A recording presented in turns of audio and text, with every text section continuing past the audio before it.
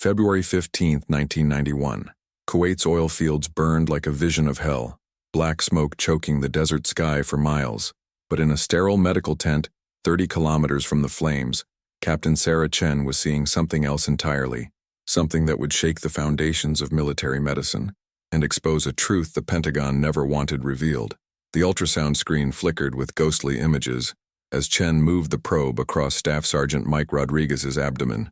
Routine post-deployment screening, they called it. Standard procedure for soldiers returning from the burning fields of Kuwait. But the shadows on that screen were anything but routine. "Doc, everything look okay in there?"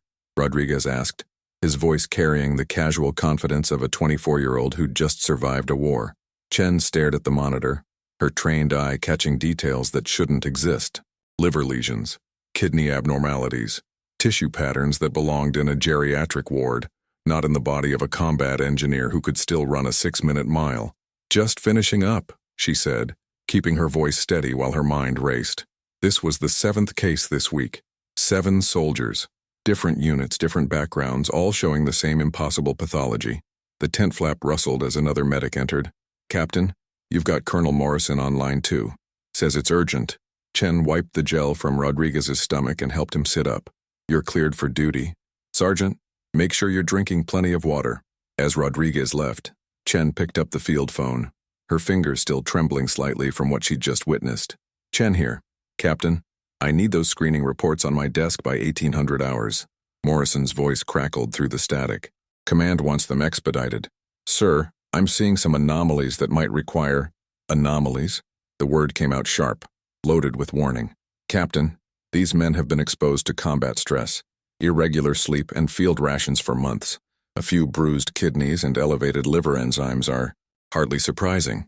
Chen looked back at the ultrasound machine, its screen now dark but the images burned into her memory.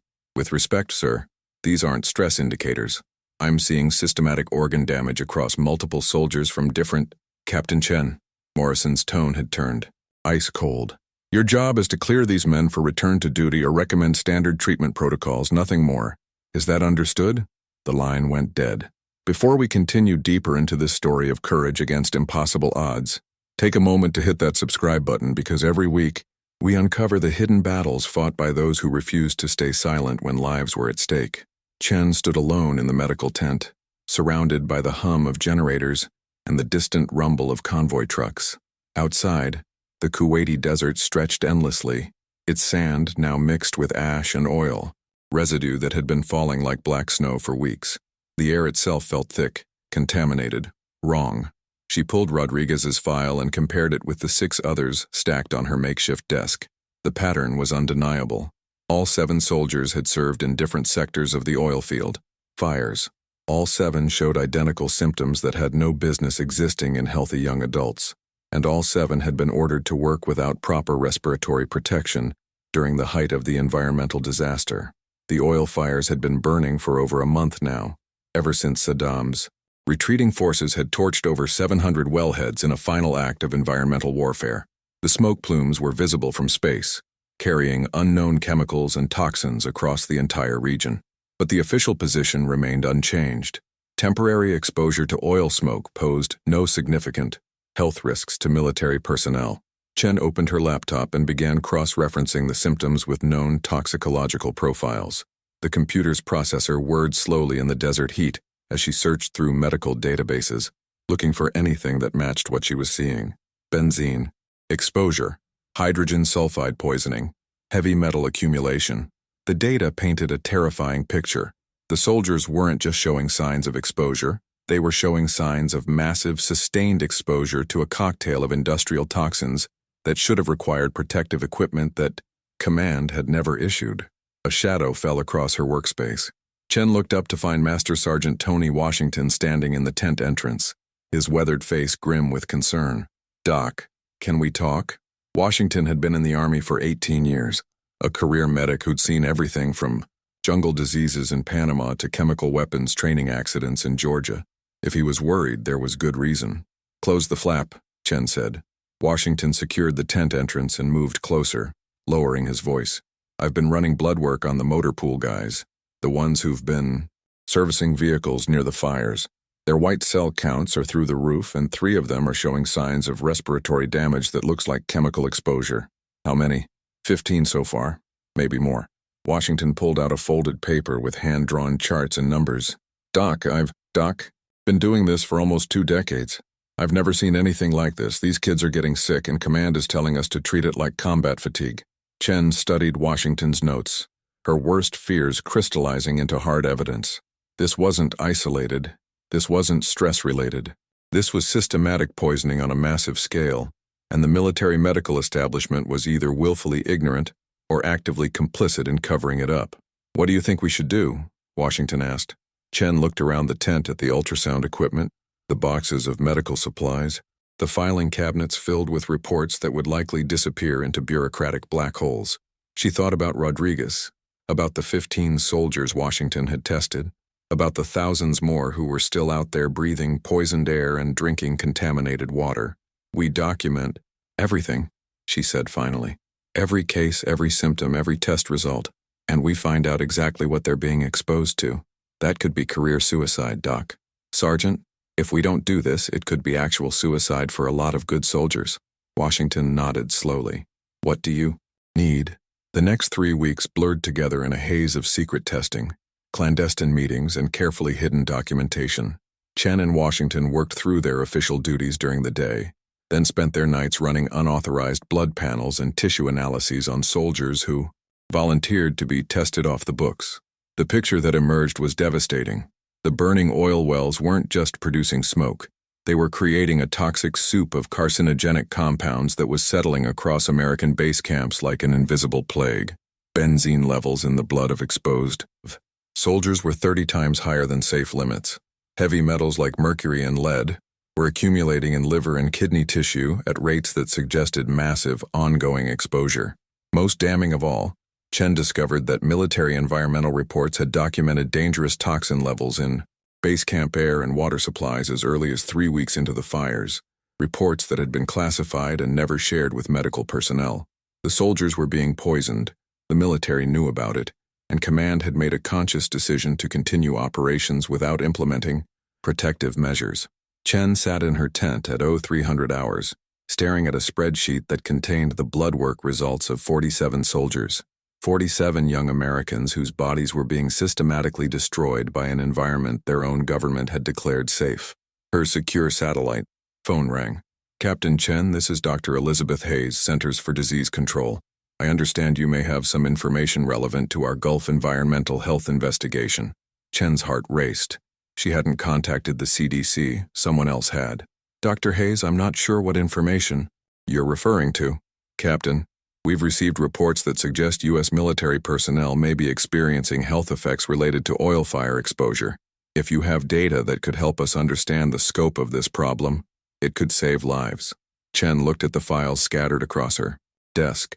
Weeks of secret work that could end her career, or if she was right, could prevent a public health disaster that would echo for decades. "Dr. Hayes, I think we need to talk." The next morning, Chen was summoned to Colonel Morrison's command tent. She arrived to find not just Morrison, but 3 officers she'd never seen before, all wearing uniforms without unit patches or name tags. "Captain Chen, please sit down." Morrison's voice was carefully controlled, but Chen could see the tension in his jaw. "I understand you've been conducting unauthorized medical testing." "Sir, I've been conducting standard medical screening as ordered." "Captain," one of the unknown officers leaned forward, "we know about your conversations with the CDC. We know about your unauthorized blood panels, and we know about the files you've been keeping." Chen felt her world tilt. They'd been watching her. For how long? "Sir, if you're referring to my medical documentation, that's standard procedure for any unusual. There's nothing unusual about what you've been seeing, Captain." The officer's voice was flat, bureaucratic. "Combat stress, poor field sanitation, irregular diet, all perfectly normal explanations for the minor health variations you've documented." "Minor variations?" Chen couldn't keep the anger out of her voice. "I'm seeing liver damage in 20-year-olds, kidney lesions that suggest chronic toxic exposure, blood chemistry that falls within acceptable ranges. When proper statistical analysis is applied." The officer slid a folder across the table. "You'll find revised testing protocols in there, along with updated normal ranges that account for combat deployment variables." Chen opened the folder and felt her stomach drop. The revised normal ranges for liver enzymes, kidney function, and blood toxin levels had been raised to levels that would reclassify nearly all of her abnormal results as within acceptable limits. "You're changing the numbers," she said quietly. "We're applying proper scientific methodology to field data, Captain. And you're going to help us ensure that our soldiers receive appropriate care based on these corrected standards." Chen looked around the tent at the faces staring back at her. Morrison seemed uncomfortable but resigned. The other officers showed nothing but cold, bureaucratic determination. "And if I refuse? Then you'll be relieved of duty for failure to follow medical protocols, and your findings will be reviewed by more experienced military physicians who understand the proper context for field medicine." The threat was clear: comply, or be removed and discredited while the cover-up continued without her. Chen closed the folder and stood up. "I need time to review these new protocols. You have 24 hours, Captain. After that, we expect your full cooperation." That night, Chen sat in her tent with Washington and 2 other medics who had been secretly helping with the testing. The eye evidence was spread across a folding table, hundreds of pages of blood work, tissue samples, and environmental readings that painted an undeniable picture of systematic poisoning. "They're going to bury all of this," Washington said. "Change the standards, reclassify the results, and declare the whole thing a non-issue. Not if the CDC gets the real data first," Chen replied. Dr. Sarah Martinez, a Navy corpsman who'd been helping with the secret testing, looked up from the files. "How do we get it to them without ending up in military prison?" Chen had been thinking about that question for hours. The answer was dangerous, potentially career-ending, and absolutely necessary. "We don't get it to them officially." Pause. 15,000 characters reached. Say, "Okay," to continue. "Tentar novamente gook." The next 18 hours would determine whether thousands of American soldiers would receive the medical care they desperately needed, or whether their suffering would be buried beneath layers of military bureaucracy and corporate liability. Chen made her decision at dawn. Using the secure medical communication system, she began transmitting anonymous data packets to a CDC epidemiologist she'd contacted through back channels. Blood work results with identifying information stripped away. Environmental readings from base camps. Toxicology reports that painted a devastating picture of what American soldiers were breathing, drinking, and absorbing through their skin every day in the Kuwaiti desert.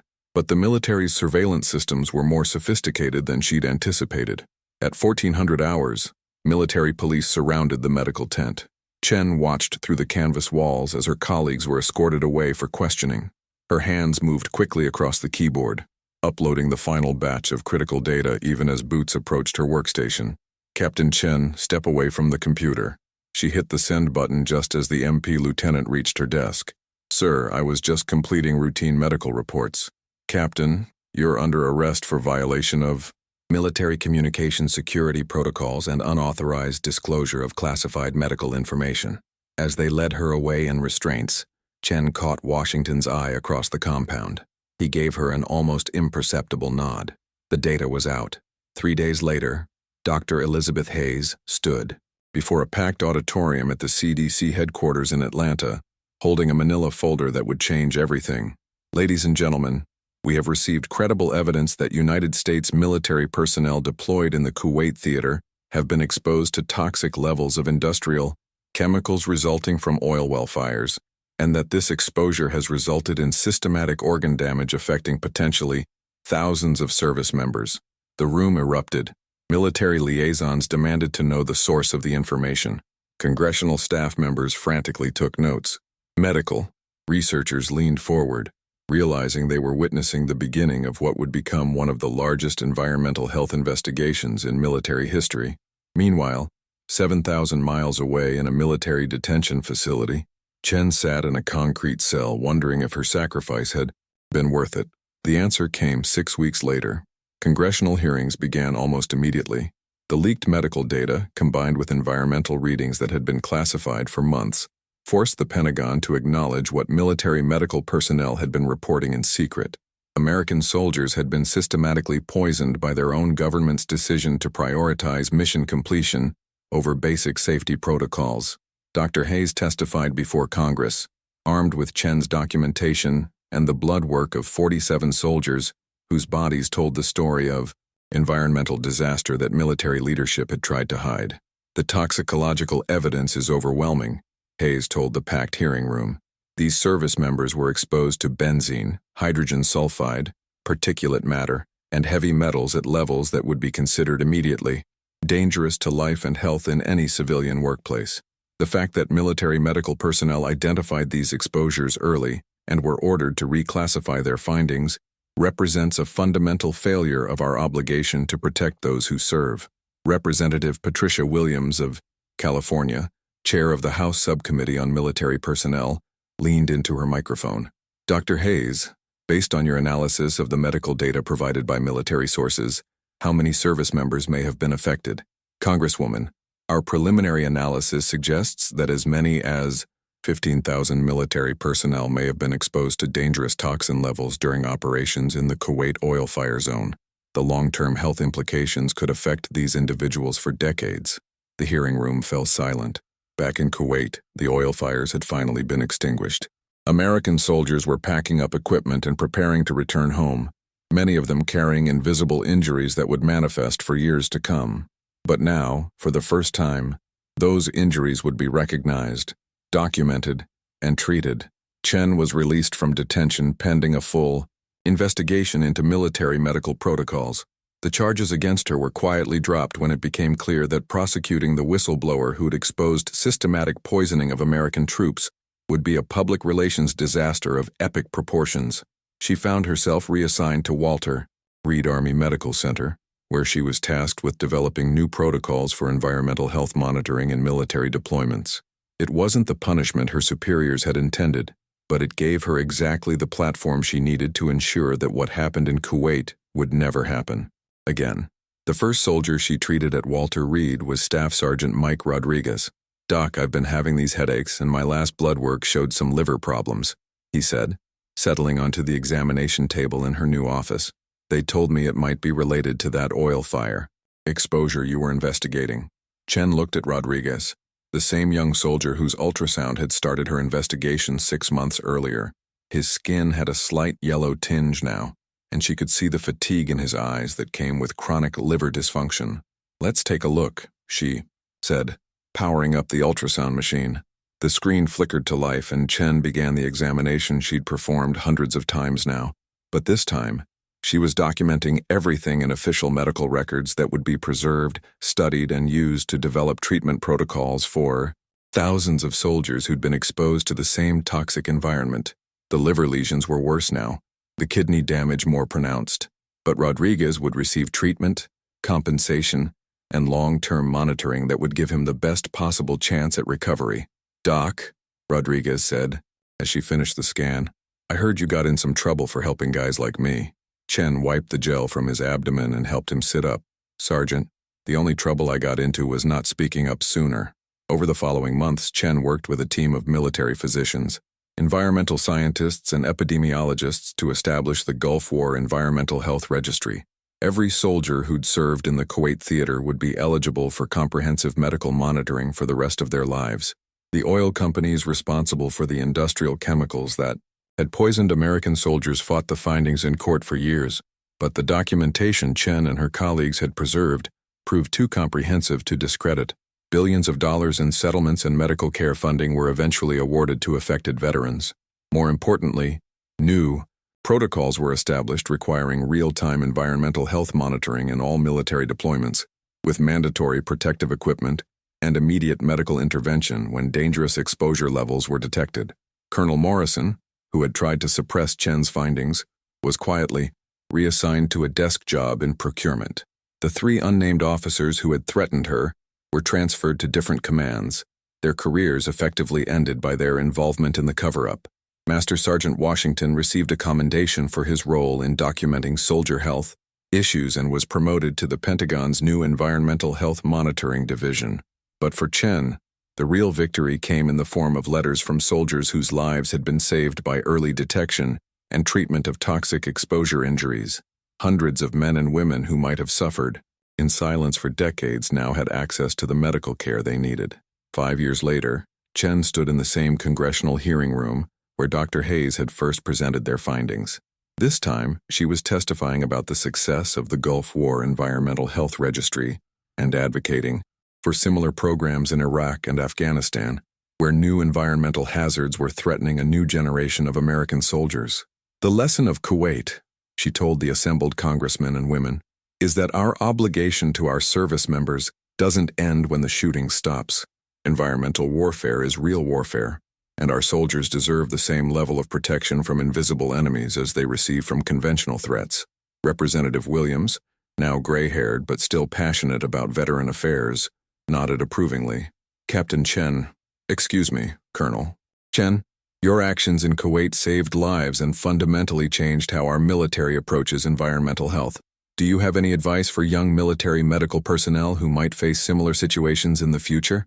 Chen thought about that question for a long moment, remembering the weight of those first ultrasound images, the fear of challenging a system that seemed determined to ignore inconvenient truths, and the satisfaction of knowing that speaking truth to power had literally saved lives. Congresswoman, the oath we take as military physicians is to first, do no harm. Sometimes that means challenging orders. Sometimes it means risking your career.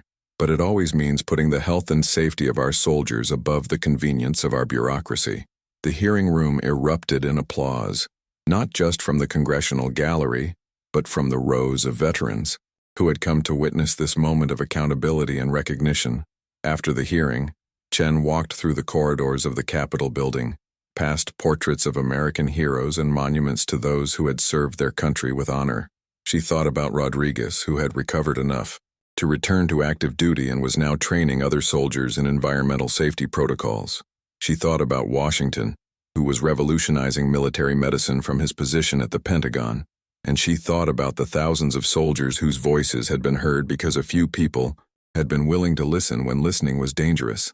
Outside the Capitol, the Washington spring air was clear and clean, a sharp contrast to the poisoned atmosphere of Kuwait that had started this journey. Chen pulled out her phone and called her wife, ready to share the news that Congress had just approved funding for the most comprehensive military environmental health program in American history. Sarah, it's done. We got the funding. Every soldier deployed in a potential environmental hazard zone will have real-time health monitoring and immediate protective equipment.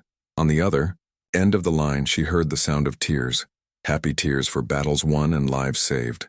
If stories like this remind you that the greatest battles are often fought not with weapons, but with courage to speak truth when silence would be easier, subscribe now, because every week we uncover the hidden wars fought by those who refuse to let institutional power silence the voices of the vulnerable.